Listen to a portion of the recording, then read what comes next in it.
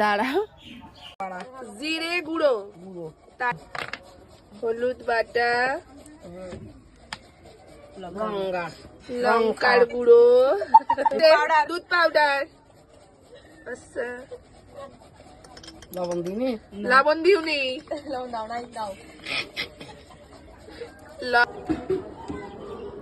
ঠ্যাংটাকে কি বেঁধে রেখেছিলে?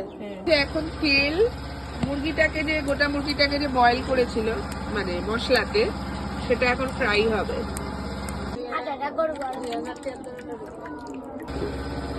এবার হবে ফ্রাই এটা।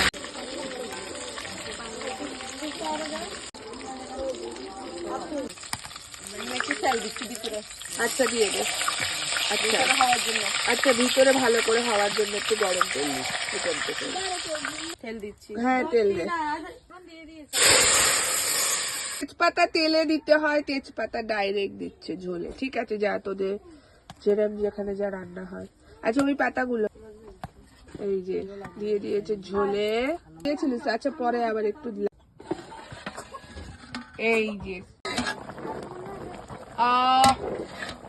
হয়ে গেছে, রান্না কমপ্লিট। এখন টাটা।